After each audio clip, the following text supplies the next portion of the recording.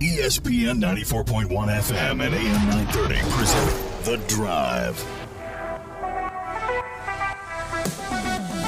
It is Friday, October 28th. Your drive begins now on ESPN 94.1 and AM 930. I'm your host, Michael Swan. We're going to open up the text line this hour at 304-396-TALK, 304-396-8255. We'll get high school football to talk about tonight. Our two featured matchups across our kindred communication stations. It's going to be St. Albans at Huntington. St. Albans and Huntington. And then, of course, we've got Matt Perry joining us here in the next couple of minutes. We're going to talk to him about Spring Valley on the road, taking on Parkersburg. So we'll get into all of that. And another big matchup I'm going to keep an eye on this evening is South Charleston at Hurricane. But I want to first turn my attention to Marshall women's soccer qualifying for the Sun Belt tournament. We talked about it all week. This was a big step for the program to qualify, and they're in.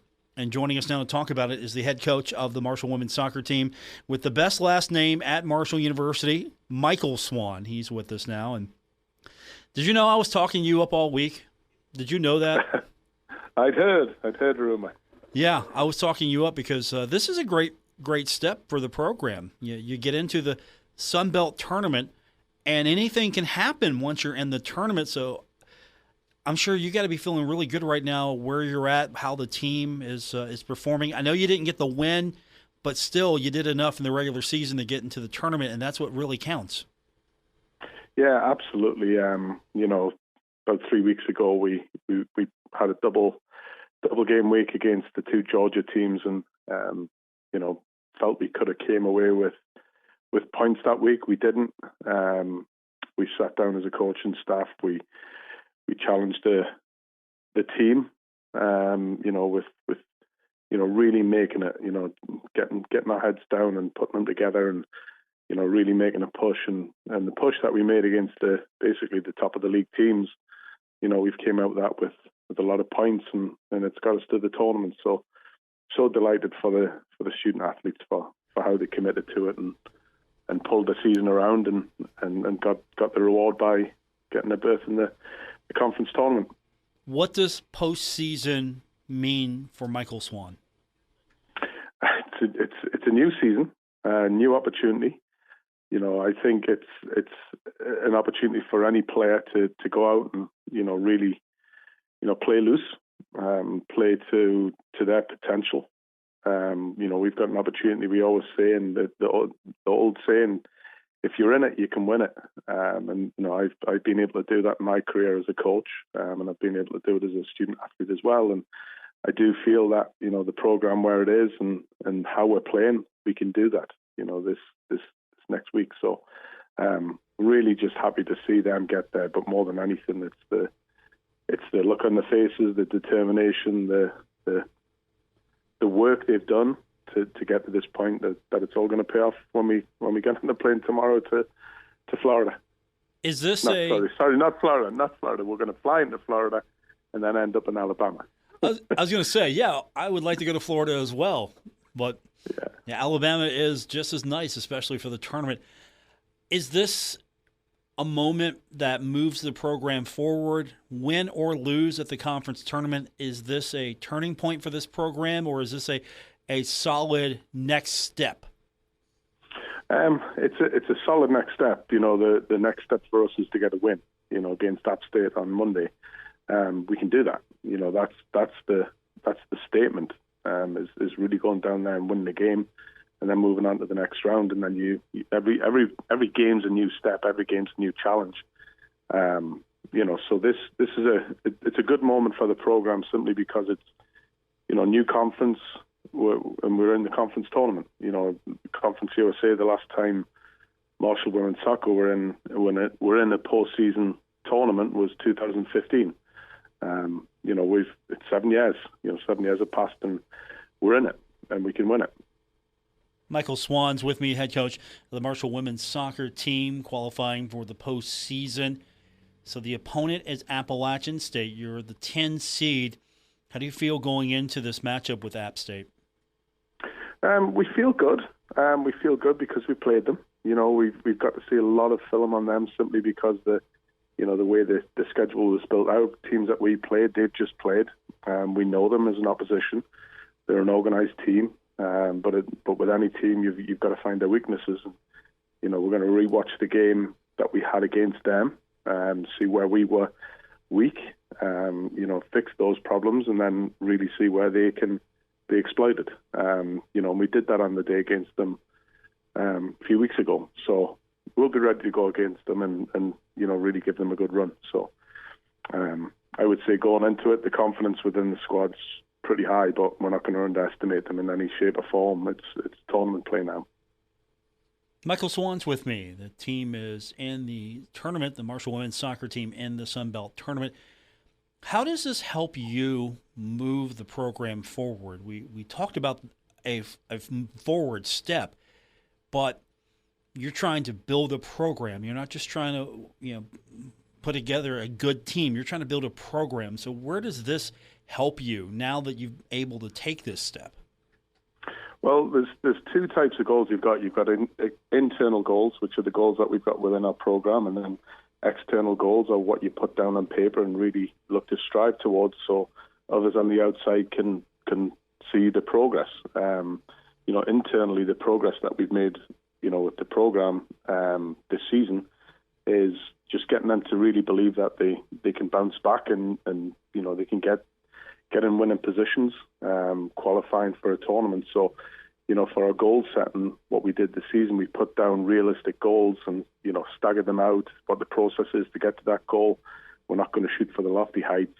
And, this was one of the big ones that they had is, day one in preseason, the folks that spoke to the players and the administration, what's your one goal? And the goal was go to a conference tournament, so we've reached that internally.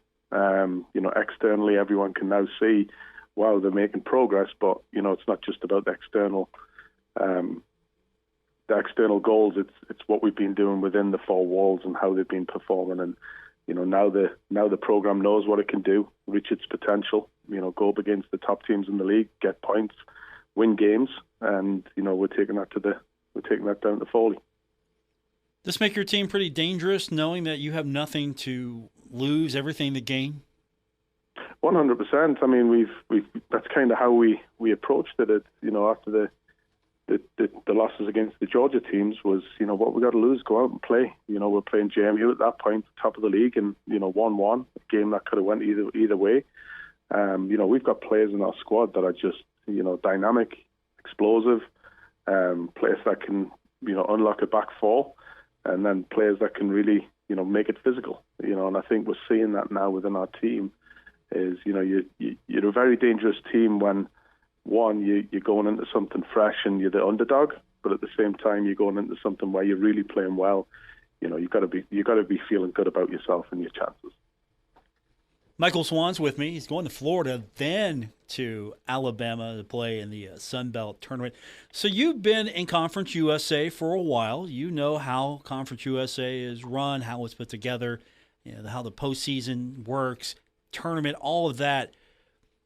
How would you compare so far your run in the Sun Belt? And I know you still have to have the tournament experience, but how is everything compared to Conference USA to now to the Sun Belt?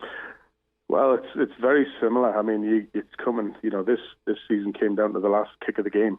Almost with some of the games that were getting played around the league, and not just our game, but every position in the the 1 through 10 standings or 1 through 14 standings. Everybody was moving during those 90 minutes of play. We saw that at the same time with times in Conference USA when someone's crowned a champion in the 89th minute, and somebody goes out in the 89th minute, to a goal or whatever it might be, a tiebreaker. It ever changes, and that's the beauty of what we do in women's soccer and men's soccer, and we've got a system with 3 points, and 3 points for a win, 1 point for a tie, none for a loss, and the dynamics into that are you couldn't even imagine the scenarios that we were looking at, going into the game. We just focused on our team, what we needed to do, which was win. secure ourselves. Obviously, didn't get that on the night, and then you fall back to seeing what other teams are doing in the league. So it's rewarding, but it's not on the 90 minutes. It's on the 10 games that you played, and that's why we're going to the tournament. Do you like how this league is organized? Top to bottom. It seems like Conference USA, was really good at soccer, but it feels like the Sun Belt being new to it again in men's soccer, but being a little bit more seasoned in women's soccer, it feels bigger. Is that a fair evaluation of Sun Belt soccer on the women's side? Yeah, I think there's a lot of parity in our league. The teams that we weren't crowning a champion that was someone who's won it in the past. It was Georgia Southern team who came from middle of the pack a year ago and kind of rose to the top this year.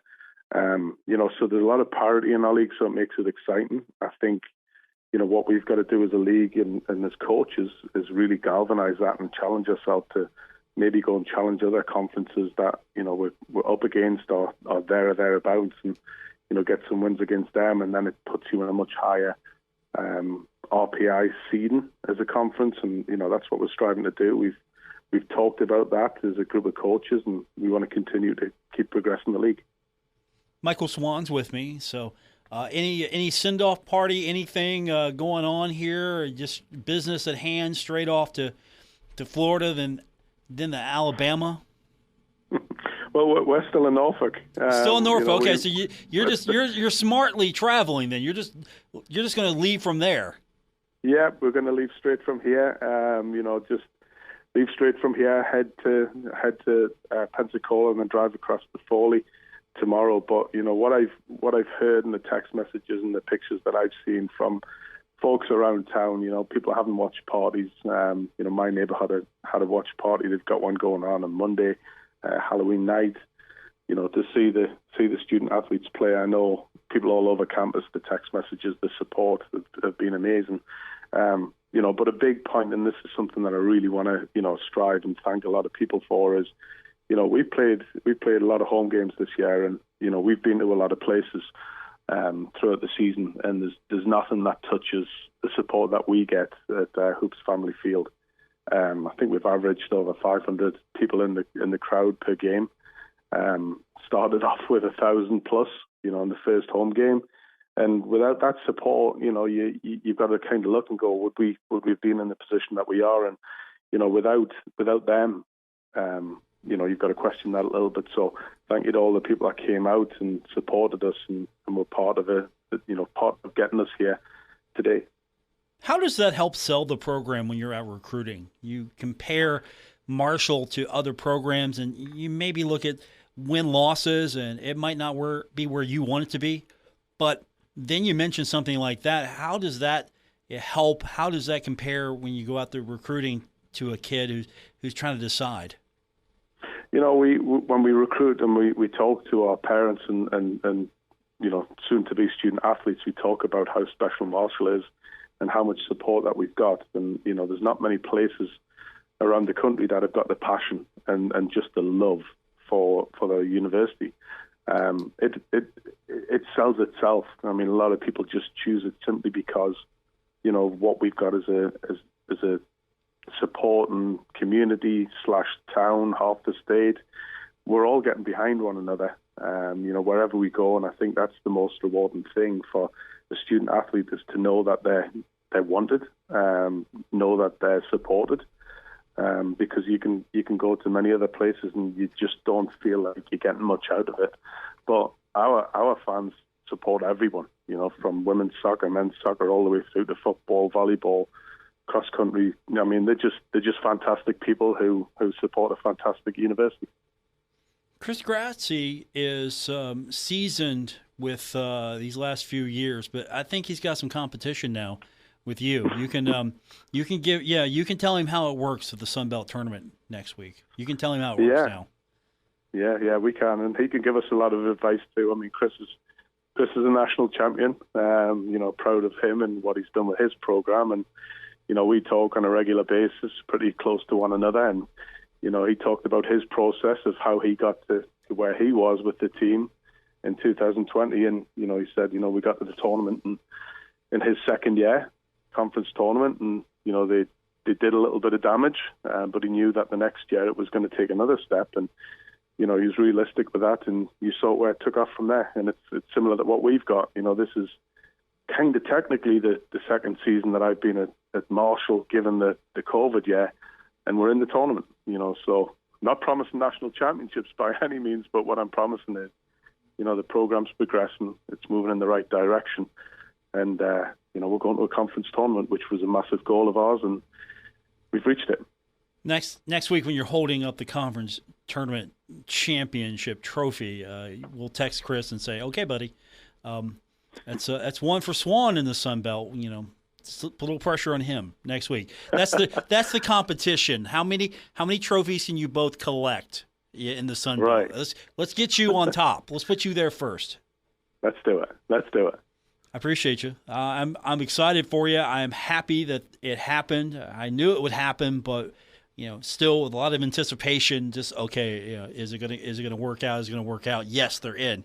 And next week's gonna be fun. I'll be shirking any job responsibilities I have to watch that match next week. What, Monday? We're talking Monday against App State. It's a 5 o'clock local time, 4 Central, I believe. Yes, that's correct. And believe it's on ESPN Plus. I think every game's streamed by the Sun Belt, which is amazing. Because in the past you haven't been able to follow games. So please tune in, please follow us, and root us on. That means no one's going to tune in to me Monday, because at 5 o'clock, 5 p.m., they're all going to be watching you on Monday, and I'm okay with that. That's fine. They cannot tune in on Monday. Watch you instead. Well, watch the student athletes. Watch our players. They're the ones that will win it. We'll just throw a ball out there and watch them go. I'm just going to sit here and watch. I'm going to watch it while I'm on the air too on Monday. I'm just going to have it up here on the computer, and I'm just going to highlight what's happening. Just talk about. I'm going to talk about you the entire hour, since everyone is going to be. You know what? I might just turn the radio station off for an hour, because nobody's going to listen to me on Monday. It's going to be all about you and your student athletes in your program. Everyone's going to tune in. Absolutely. And if they don't, shame on them for not doing it on Monday. Yeah, I mean, not many things like this happen on a Monday. Monday Night Football, and that's about it. And we've trumped them this Monday coming. Yes, sir. You know what? In Monday Night Football, I appreciate also that you get your match first, because Monday Night Football is the Bengals and the Browns, and I'm a huge Bengals fan. So I get to watch you and your team, and then I get to watch my team. So my pro team, my NFL team. So I'm all set. I appreciate that. Thank you. Absolutely. Good talking to you again. I appreciate you every time you come on. Let's do this here in a few days, talking about a championship, because if you advance on Monday, you will be playing at 2:30 p.m. Yeah, 2:30 p.m. against South Alabama. So hopefully I get to talk about this for a few days. Awesome. Can't wait for it. Have safe travels. We'll talk to you soon, and good luck, and bring us a championship back. Thanks, Paul. Michael Swan. Appreciate him coming on the program today. We're going to talk high school football later on. We'll have here in a short bit Matt Perry. We'll talk Spring Valley with him. Later on in the second half of the show, we will talk to Christian Palmer and Woody Woodrum for tonight's matchup between St. Albans and Huntington High, our Kindred Digital Game of the Week. We'll talk about that when we continue with this edition of The Drive on ESPN 94.1 and AM 930. Do you like the show and you want to make your own? Well, let me tell you about Anchor. It's free. There are creation tools that allow you to record and edit your podcast right from your phone or computer. And now you can even add any song from Spotify directly to your episodes. The possibilities are endless for what you can create. Now, Anchor is going to distribute your podcast for you so it can be heard on Spotify, Apple Podcasts, and many more. And you can make money from your podcast. No minimum listenership needed. It's everything you need to make a podcast in one place. Download the free Anchor app or go to anchor.fm to get started. We're taking Paul Swann everywhere. Download or subscribe to The Drive with Paul Swann on Apple Podcasts, Spotify, or wherever you get your podcasts. We continue on with this edition of The Drive on ESPN 94.1 and AM 930. High school football across the tri-state and abroad. Seasoned traveler Matt Perry joins us now. Spring Valley taking on Parkersburg. Yeah, we're good. It's a journey, isn't it, to go to Parkersburg? That's not that bad of a trip. What, 2.5 hours up, 2.5 hours back? Roughly, yeah. It took us about 2 and some change. Should have a good following tonight from the Spring Valley faithful, I hope. Spring Valley always travels pretty well, and so I would figure there's going to be a good amount of Valley fans up here. We're on our way to the stadium right now, actually get ready to pull up to it from what it looks like. And so it's a big game. I mean, Valley fans are going to be on pins and needles because of the loss last week. Valley's got to win out for home playoff games. It's just that simple. And so these last 2 games become paramount. Do you think we'll see the best football yet from Spring Valley now that there's a little urgency on the outcome of the game? Well, it's been so odd because their best football has been the beginning of the year. They have massive wins over Huntington and Hurricane, and then it seems that they hit a lull, which was punctuated by a senior night loss to GW last week.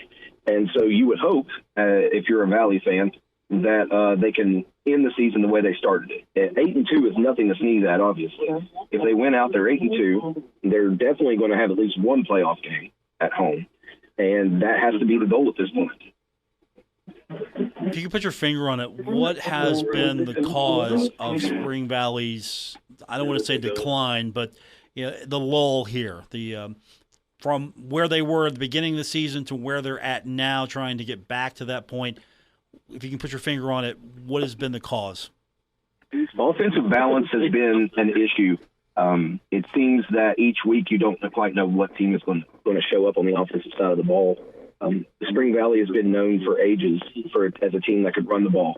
And I can only imagine, this does not come from his mouth, but I can only imagine that Coach Dingus is getting frustrated with the lack of a running game. That's what he has built his reputation on. And it seems that it's just not clicking on the offensive side of the ball. It takes too long for them to get going. And last week it hurt them. They've been able to get away with that with games against South Charleston and Riverside.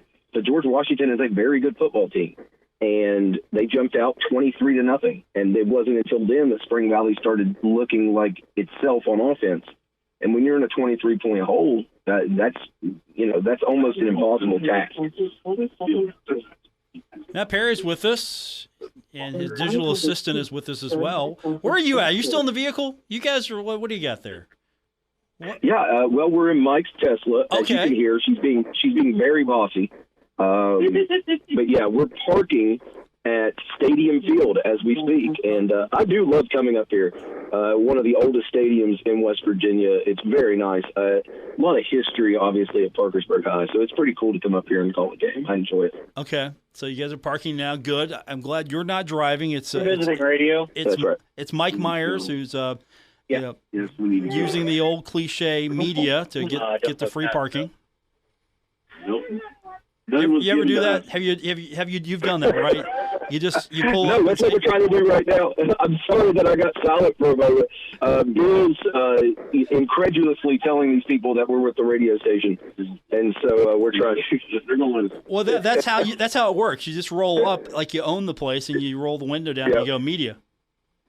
Well, that's what we're doing, and we just pulled the media card, and so I learned something every week from Bill Cornwell. We pulled the Bill card. That was right. That is what happened. So, yeah, it's a big game tonight, Paul.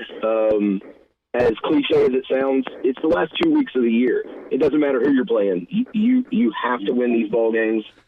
You're on the road at a team hungry for W's. Parkersburg has to win out as well just to get to the playoffs.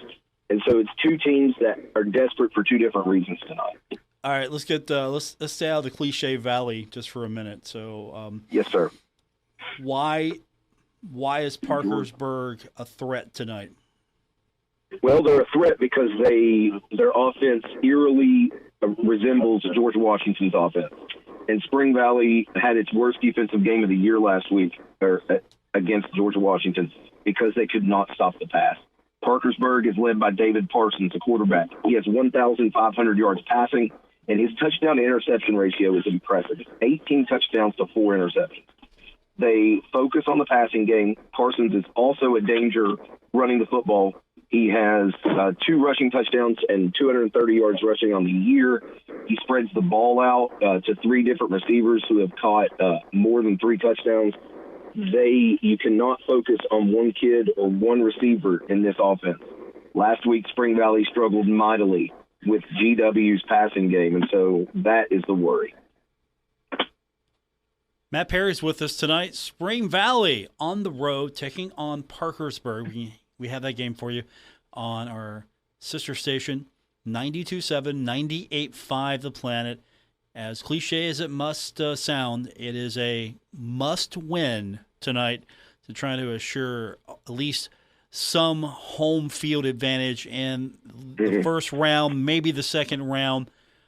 Good news here is it's Russian roulette now with Martinsburg, so yeah, no worries there. No worries there. It's Russian roulette for everybody. Yeah, I mean, that's not even as much as Spring Valley does not want to make that trip. No team does. It's more about wanting to solidify your place, not worry about where you have to go, not worry about things out of your control. And so you went out, you're 8-2, you're guaranteed that first home game, and then you never know what's going to happen. There might be an upset, and then you get back-to-back home games. You have all of these opportunities that are open to you. But if you start off on the road in the playoffs, that's where you're staying. And that is a big ask for any team to start off all of their games on the road and have to take care of business without any home games. That's a tough ask for any team. The good news is you might get points tonight. Huntington is taking on St. Albans. For sure, yep. South Charleston at Hurricane. That's another bonus point, yep. And next week, you're guaranteed some points. The big one, and again, that's why I love having Mike with me, because he does all the math.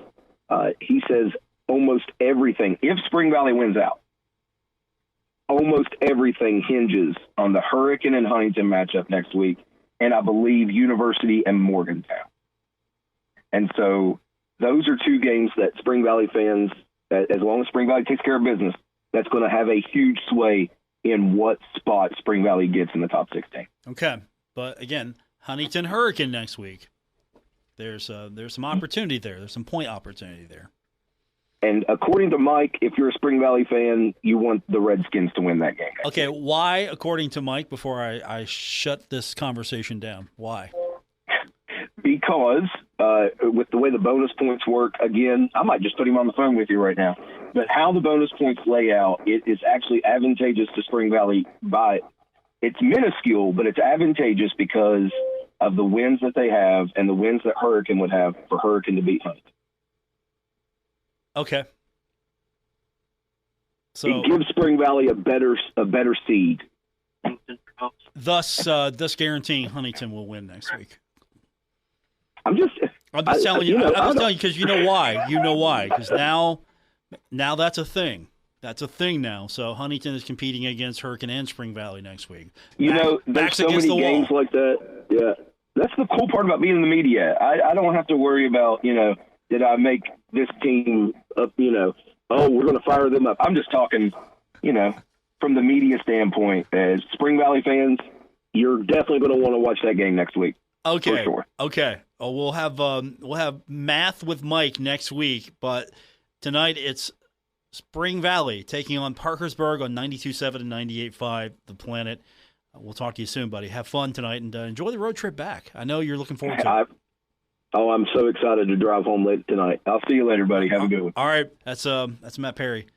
When we continue, Christian Palmer, Woody Woodrum, Huntington High, St. Albans, here on ESPN 94.1 and AM 930.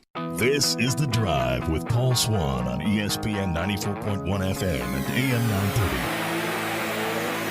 930. Senior night for Huntington tonight on ESPN 94.1 and AM 930. So, big night for the Highlanders. Hopefully, it will be a big win, taking on winless St. Albans, the most dangerous team right now in Class AAA. And joining us to tell us more about it, Christian Palmer and Woody Woodrum. And, of course, as is just highlighted, senior night. So that means it's going to be a long night, lots of pageantry, lots of long walks on the field with family. Yeah, this game should get underway at, 9:30 tonight? You know how these things go.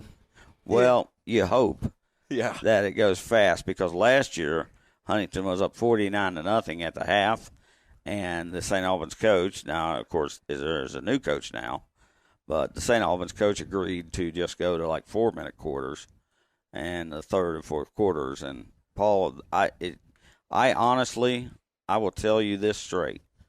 I think Huntington could score 150 points if they wanted to tonight against St. Albans. They won't, but they could.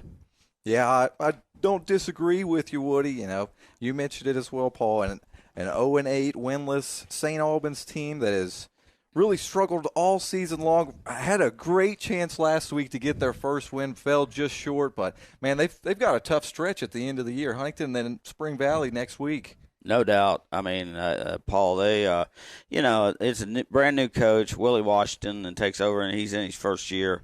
And he's got, I believe, about 7 or 8 seniors, about the same amount of juniors. But he does have about 40 freshmen and sophomores.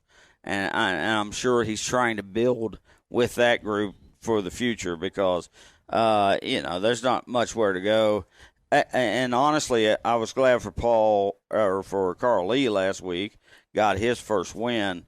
But, St. Albans, it's just, they're undersized a little bit. They have a pretty good running back and a fair quarterback in Eli Samples, who is a junior. They've also got Andrew Thomas, who played against Ripley in the game I watched. But Little John has 460 yards rushing this year. That's number 8 in the MSAC. But there is a long road to hoe there. And you go back in this program at Christian, they had their last winning season, according to my research, was 2007, I think, or something. That seems abnormally long ago. Yeah. Or 2012, they won the state championship, so 10 years ago. But then after that, they had a couple seasons. A couple years ago, they were 4-6. But they have been, the entire Kanawha Valley is being ravaged by the chemical plants leaving, the jobs going out. That's where all the people moved first, was Cross Lanes, Nitro, St. Albans, as they moved out of town in the 60s. And now those people are moving out because there's no jobs for their kids, maybe inherited the houses. And it's tough for those small towns up in the Kanawha Valley. Let's focus on Huntington tonight, since St. Albans maybe not the opponent you want to really test yourself, but you still got to be aware of, because they can play loose. You probably know that you're the number 1 team ranking-wise, and that means a lot if you can keep that ranking. So how does Huntington High minimize the pressure tonight and stay focused to win this one? Well, you have to focus on the game first and foremost. Yeah, senior night is special for a lot of reasons, not just the players, but their family. But you have to treat this like work. We're got to focus in the first half. Yeah, take a break midway between, and celebrate, because it's a special night.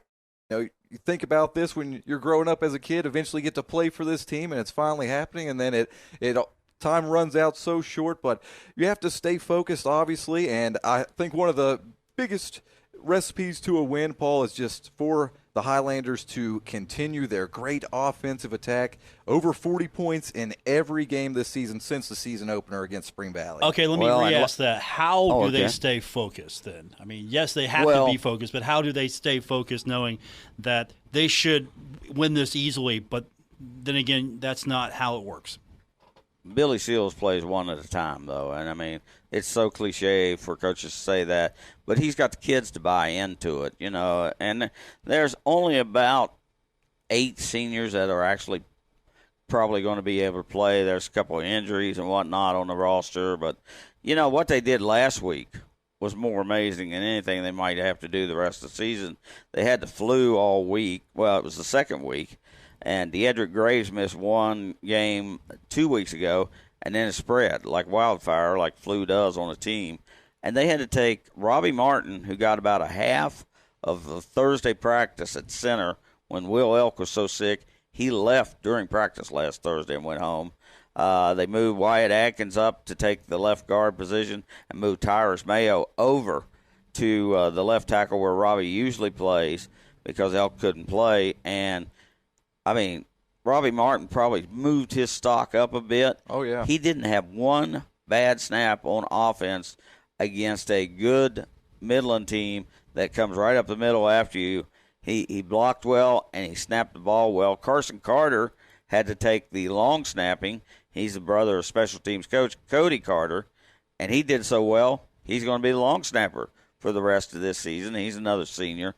So, you see some seniors stepping up on this team, and the senior who makes it all happen is Gavin Locko, and he is very much a Christian, a guy about focus on the game at hand. Oh, yeah, it certainly is, and he was absolutely fantastic again last week. 3 touchdown passes, just 7 attempts, and also rushing for another touchdown. He's shown all season long that he has great dual threat ability, and that's why he's getting the opportunity to play at the next level. And it all starts with your quarterback, and when your quarterback is focused and coming into the huddle, all right, guys, here's the call. It's time to execute. That's where it all starts. Christian Palmer, Woody Woodrum, they'll have the call coming up tonight. We'll have it here on ESPN 94.1 and AM 930. And don't forget our Kindred Digital Sports Game of the Week. So you can go to our Facebook page, ESPN 94.1 Huntington. You can find that. Or if you follow several of our Kindred Communications Facebook pages, you can find the game that way as well. Gentlemen, have a great one tonight. We'll talk to you soon. That is Christian Palmer and Woody Woodrum. Then we'll have the call, and, of course, you can listen to it right here at all times on ESPN 94.1 and AM 930. And, of course, if you're heading to Marshall Exhibition Basketball tonight, take your radio with you. You can listen to our game as you watch the Thundering Herd in exhibition play tonight against Charleston. And tomorrow it'll be Marshall facing off against Coastal Carolina. Homecoming will conclude with the 7 o'clock kick against the Chanticleers. We will have that game beginning at 4 o'clock with our pregame coverage, and we will take you all the way to kickoff and then all the way back to the end of the game, postgame included. Keep it locked on Saturday right here at ESPN 94.1 and AM 930. So going to be a fun weekend, I think, for sure, for the Thundering Herd. Must win. I know cliche is as ever, must win just because you want to continue the hope that you can run the table in the East Division. So far, your only 2 losses come in the West Division. Every team in the East Division has at least 1 loss. So if Marshall can run the table and stay on top of all the other teams in the East Division, Marshall could find itself in the Sun Belt Championship game, but you need this one tomorrow to make that happen. So it's a must-win again. I think all of them are going to be must-wins from this point forward. Not only are you looking to get enough wins to qualify for bowl eligibility, but you want to stay in the hunt for the Sun Belt East Division and then play for a championship. That would probably be the only thing I think that would really make the fans happy this year, a championship in the Sun Belt. And it's got to start with homecoming tomorrow. Hopefully Coastal Carolina doesn't come into Huntington and upset homecoming the way that Marshall did last week, going into James Madison and disrupting their homecoming. So busy weekend starting tonight, starting tomorrow as well. We've got it for you right here on ESPN 94.1 and AM 930. And don't forget, if you're heading to Marshall basketball tonight, take your radio with you, and you can listen to the Highlanders. Or if you have to stream, take your AirPods with you, take your earpad, whatever you use. You can stream the game. You can go to our app. You can get it at WRVC.com, and then you can link over to the iOS or the Android store, and you can get the app and listen to the game that way. Thanks for tuning in. Back on Monday for our Halloween edition. Nothing planned for Halloween. It'll be a regular edition on Halloween, so that'll be scary enough. Coming up tomorrow, Marshall and Coastal Carolina. But tonight, it's Huntington and St. Albans here in ESPN 94.1 and AM 930.